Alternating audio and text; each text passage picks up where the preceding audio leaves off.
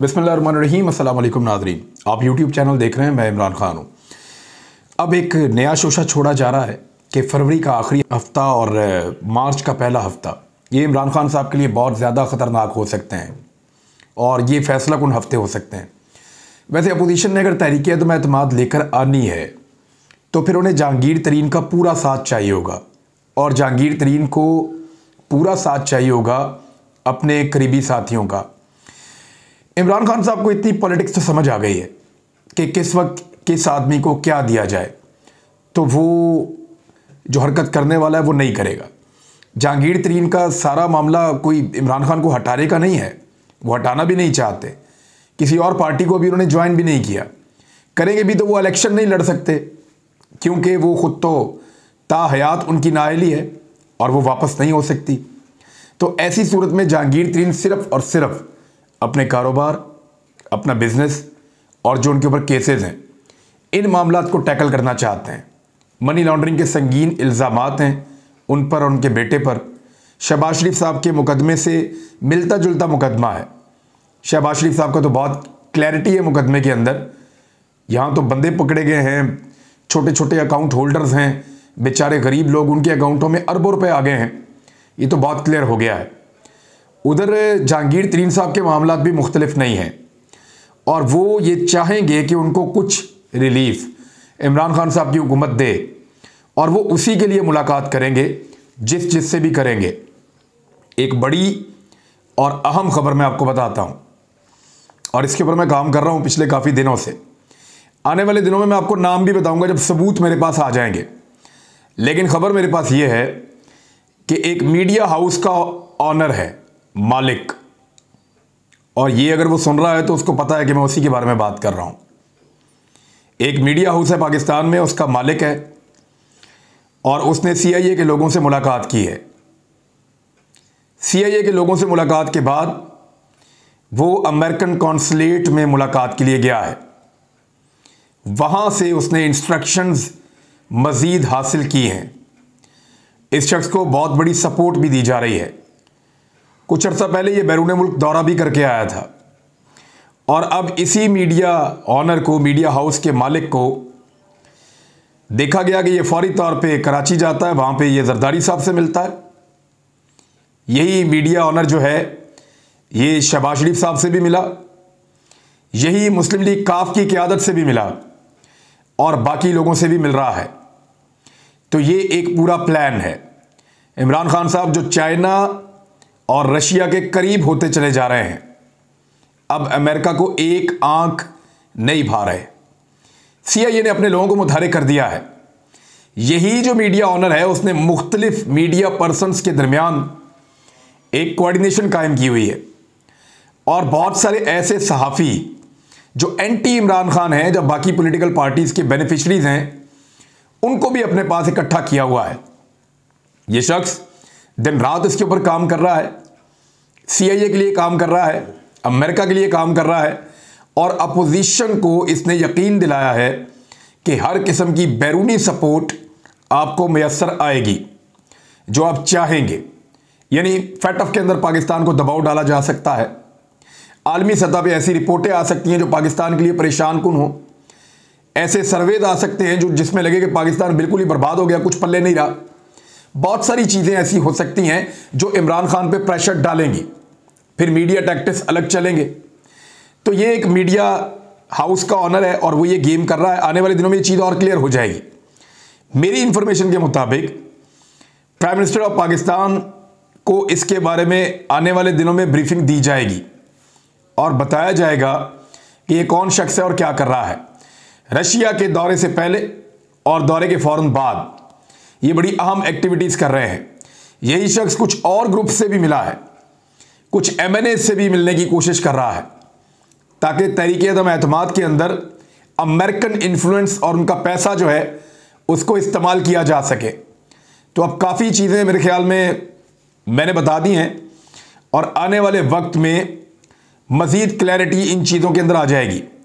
मुझे बड़ा अहम मेरा एक सोर्स है जिसने ये सारी इंफॉर्मेशन दी है और मैं उम्मीद करता हूँ कि प्राइम मिनिस्टर को या जो इदारे हैं पाकिस्तान के, उनको इसके बारे में मालूम होगा। क्योंकि ये रियासती पॉलिसी है कि चाइना के साथ ताल्लुकात बेहतर करने हैं, अमेरिका के साथ ताल्लुकात को आगे बढ़ाना है, बेहतर करना है। ये पॉलिसी रियासत की है। इस पॉलिसी को अगर अमेरिका पसंद नहीं करता तो हमारे साथ ताल्लुकात के ऊपर नजरसानी जरूर कर सकता है, लेकिन हमारे इंटरनल मामलात में मुदाखलत नहीं कर सकता और हमारे यहां पे लोगों को इस्तेमाल करते हुए यहां एक ऐसा पॉलिटिकल एनवायरनमेंट बनाने की कोशिश नहीं कर सकता जिसमें पाकिस्तान में अनारकी फैले और हालात मजीद खराब हो जाएं। इमरान खान हार मानकर चले नहीं जाएंगे। अगर हार मानकर चले जाते हैं तो फिर तो मसला ही कोई नहीं है, तो एक नई हुकूमत आएगी, पाकिस्तान चलता रहेगा। लेकिन मुसीबत यह है कि अगर इनको निकाला गया तो फिर ये हार नहीं मानेंगे और पाकिस्तान में एक बहुत बड़ी अनारकी शुरू हो जाएगी। ये पॉलिटिकल टेम्परेचर ज्यादा नुकसानदेह साबित होगा। अब कुछ लोग जो है वो तारीखें दे रहे हैं, कोई कहता है 22 तारीख, कोई कहता है 26 तारीख, कोई कहता है अगला महीना। तो जो भी है एक तरीके अदम एतमाद के लिए काम कर रही है अपोजिशन, और वो बंदे इकट्ठे कर रहे हैं।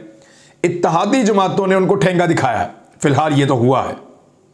लेकिन पाकिस्तान तहरीक इंसाफ के अंदर अगर वो एक बड़ी नकब लगाने में कामयाब हो जाते हैं, तरीन साहब कहते हैं 30 बंदे उनके साथ हैं, लेकिन ज्यादा बंदे उनके साथ सूबाई असम्बली के, अगर कौमी असम्बली के 10 बंदे भी वो तोड़ चुके हैं तो वो इमरान खान साहब की हुकूमत को गिरा सकते हैं। लेकिन अपोजिशन इस बात को कैसे इंश्योर करेगी कि उनकी अपनी जो नुमाइंदगी है कौमी असम्बली में वो पूरी हो जाएगी। यानी हर अहम मौके के ऊपर अपोजिशन के अपने बंदे गायब हो जाते हैं। अगर वो इमरान खान साहब के बंदों को घेर घार के ले आएंगे और इन्फ्लुएंस, अमेरिका का पैसा और बाकी सारी चीजें अगर इस्तेमाल भी हो जाती हैं, फर्ज करें, तो इसमें क्या होगा? इसमें तहरीक एतमाद के लिए पाकिस्तान तहरीक इंसाफ के लोग तो इमरान खान के खिलाफ खड़े हो जाएंगे, लेकिन वो लोग जो हर बिल के मौके पर गायब हो जाते हैं अपोजिशन के, अगर वो उस दिन गायब हो गए तो ये अपोजिशन के लिए उससे ज्यादा बड़ा एक चैलेंज होगा। ये है वो अहम तरीन मामला जो इस हफ्ते चल रहे हैं। PSL से एक और बड़ी अहम खबर है, लेकिन वफाकी वज़रा का अभी भी ये कहना है कि वफाकी हुकूमत पुरुमीद है कि जहांगीर तरीन पार्टी को कभी नुकसान नहीं पहुंचाएंगे। उनके साथ एहतराम का रिश्ता है, ताल्लुक है। और मैं आपको सीरियसली ये बताऊं कि अगर इमरान खान साहब के खिलाफ तहरीक एतमाद आ रही होगी ना, तो जितना मैं जहांगीर तरीन और इमरान खान के ताल्लुक को जानता हूं कि इमरान खान साहब एक फ़ोन करेंगे जहांगीर तरीन को और वो मिलने के लिए जाएंगे तो तहरीक एतमाद वहीं पर ठोस हो जाएगी। याद रखिएगा मेरी बात। लेकिन उस वक्त सारे के सारे ये कह रहे होंगे कि जहांगीर तरीन से मिल गए, चोर से मिल गए, डाकू से मिल गए। लेकिन उससे पहले आप ये देखें कि जहांगीर तरीन की सबके साथ मुलाकातें हो चुकी हैं और सब उसे खुफिया रखना चाहते हैं फिलहाल के लिए। वज़ीर-ए-आज़म पाकिस्तान कराची का दौरा करने जा रहे हैं। ये एक अहम दौरा हो सकता है। लॉ एंड ऑर्डर के हवाले से भी हालात बहुत ख़राब हैं।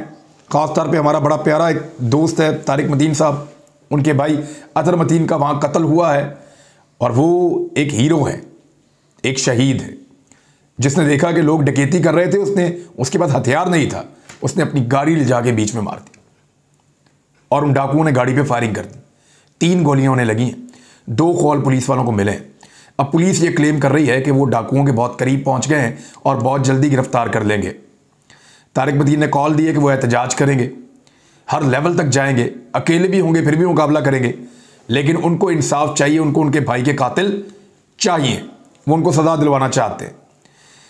दूसरी जानिब सईद गनी साहब ने कहा कि लोगों की मईशत कमज़ोर हो तो उसकी वजह से भी लोग डकैतियाँ चोरियाँ करते हैं, तो ये तो कोई जस्टिफिकेशन नहीं है। बदतरीन चोरी चकारी डकैती तो उस दौर में हो रही थी जब आपकी अपनी हुकूमत थी। पीपल्स पार्टी के दौर से ज़्यादा तो गैंग वॉर और ये सारी चीज़ें कभी नहीं हुई कराची में। फिर PMLN के दौर में भी थी, फिर ऑपरेशन हुआ, फिर अब है, अब तो बहुत कम है पहले की निस्बत, लेकिन अब लगातार बढ़ती चली जा रही है। हम कई दफ़ा खबरदार कर चुके हैं, लेकिन सिंध हुकूमत जागने के लिए तैयार नहीं है। कानून जो पास किया गया है, वफाकी हुकूमत ने इदारों पर तनकीद को काबिल दस्तअंदाजी जुर्म करार दे दिया है, यानी फौजदारी मुकदमा बनेगा। और ये जो इलेक्ट्रॉनिक क्राइम एक्ट 2016 है, इसको तरमीम कर दी गई है और एक्ट में तरमीम के बाद अदलिया और फौज या दीगर इदारों के खिलाफ नफरत अंगेज मुहिम चलाने वालों के खिलाफ कार्रवाई होगी। ज़राए ने कहा है कि ये जो तरामीम हैं, इनके जरिए इदारों पर तनकीद करने वालों को 3 से 5 साल तक सज़ा भी दी जा सकेगी। वफाकी काबीना ने आपको बताया था 2 और अहम कवानीन जो है मंजूरी के लिए भिजवा दिए हैं।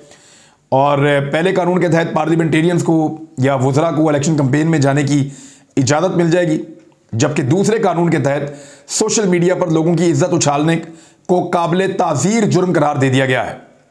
अदालतों को पाबंद किया गया है कि फैसला 6 महीने के अंदर किया जाए। सोशल मीडिया पे जो जिसको मर्जी गाली दे देता है, जो मर्जी करता रहता है। अव्वल तो फेक अकाउंट बहुत सारे हैं, ये फेक अकाउंट रिपोर्ट होने चाहिए, बंद होने चाहिए। तो ये जो सोशल मीडिया के ऊपर गालम गलोच का सिलसिला है, ये अब एक काबिल ताज़ीर जुर्म। मेरे अपने को 12-15 अकाउंट बने हुए हैं, मैं तो एक ही चलाता हूँ। इसके लगभग 2 मिलियन फॉलोअर्स हैं और बाकी मेरे अकाउंटों में किसी का 50,000 है, किसी का 70,000 है, किसी का 1.5 लाख है। वो लगातार अकाउंट्स चल रहे हैं और पता नहीं कौन चला रहा है, मुझे तो पता भी नहीं है। अब एक लड़ाई हुई है पीएसएल में, ये बड़ा संजीदा मामला है। एक पेमेंट के इशू के ऊपर क्वेटा ग्लैडिएटर की नुमाइंदगी करने वाले ऑस्ट्रेलिया के क्रिकेटर जेम्स फॉल्कनर ने पीएसएल से दस्तबरदारी का ऐलान कर दिया है। उन्होंने ट्विटर के ऊपर जो मौक़िफ़ दिया, पहले वो सुन लें, फिर आपको असल बात बताता हूं कि ये ऑस्ट्रेलिया का खिलाड़ी जेम्स वापस क्यों जा रहा है। इन्होंने बताया कि मैं पाकिस्तानी क्रिकेट फैन से पीएसएल से दस्तबरदार होने पर माजरत ख्वाह हूं। अगले 2 मैचेस में शिरकत नहीं कर सकूंगा। पीसीबी ने मेरे साथ किए गए वादे की पासदारी नहीं की। मैं पीएसएल के तमाम मैचेस के लिए यहां आया था और पाकिस्तान में इंटरनेशनल क्रिकेट की वापसी में मदद करना चाहता था, लेकिन पेमेंट के हवाले से पीसीबी के रवैये से तकलीफ पहुंची। मेरे साथ जो बर्ताव किया गया वो इज्जत देने वाला नहीं है। पीएसएल छोड़ते हुए तकलीफ हो रही है। पाकिस्तान में बेहतरीन नौजवान टैलेंट मौजूद है और क्रिकेट फैंस शानदार हैं। मुझे यकीन है कि आप सब मेरी पोजीशन को समझेंगे। अब भारतीय मीडिया इसको बहुत ज़्यादा उठा रहा है, रोला डाला हुआ है उन्होंने, लेकिन असल हकीकत मैं आपके सामने भी रख देता हूं कि मामला क्या है। मामला यह है कि पीसीबी ने इनके साथ जो मुआहदा किया था उसके मुताबिक 70% रकम पहले दे दी गई थी और बाकी 30% रकम जो है वो टूर्नामेंट ख़त्म होने के 40 दिन के अंदर अदा करनी थी। 70% रकम इनको पहले दे दी गई है और वो जो रकम है वो भिजवाई गई है इनके यूके के अकाउंट के अंदर। अब वो बजिद थे कि ये रकम जो है उसको दोबारा भिजवाया जाए और मेरा जो ऑस्ट्रेलिया के अंदर ऑन शोर अकाउंट है वहां भेजा जाए। तो बात ये है, तो डबल अदायगी हो जाती। पहले यूके में पैसे भेजे, फिर इनको वहां पे भी पैसे भेजें और उसके बाद जो बाकी रकम है उसके हवाले से भी इनका एक अलग मुतालबा था। तो पाकिस्तान ने कहा कि जो तमाम खिलाड़ियों के साथ जिस तरीक़ाकार से हम पेमेंट कर रहे हैं, आपके साथ उसी तरीक़ाकार के साथ हम पेमेंट करेंगे और इस तरह हमें डबल पेमेंट करनी पड़ जाएगी। मुल्तान सुल्तान के खिलाफ अहम मैच में इन्होंने ना खेलने की धमकी भी दी थी और ये भी कहा था कि मैं ये मैच नहीं खेलूंगा अगर आपने मेरी बातें ना मानी तो, और फिर ये भी कहा कि मेरे सफरी इंतजाम करें, मैं वापस जा रहा हूं। और फिर पीसीबी जो है वो, क्योंकि गालम गलोच का मामला भी हुआ, फिर उन्होंने बदतमीजी भी की, इमिग्रेशन वालों के साथ भी बदतमीजी की, होटल के अंदर भी इन्होंने तोड़फोड़ की। इन्होंने अपने बल्ले से और हेलमेट से होटल की लाइटें तोड़ दी। जो इनका सामान था वो ऊपर से लिफ्ट में नीचे लाने की बजाय ऊपर से नीचे सीधा ज़मीन पे फेंका और फिर इमिग्रेशन वालों से भी बदतमीजी की। तो काफ़ी रूड और बदतमीजी वाला बिहेवियर था ऑस्ट्रेलियाई खिलाड़ी का।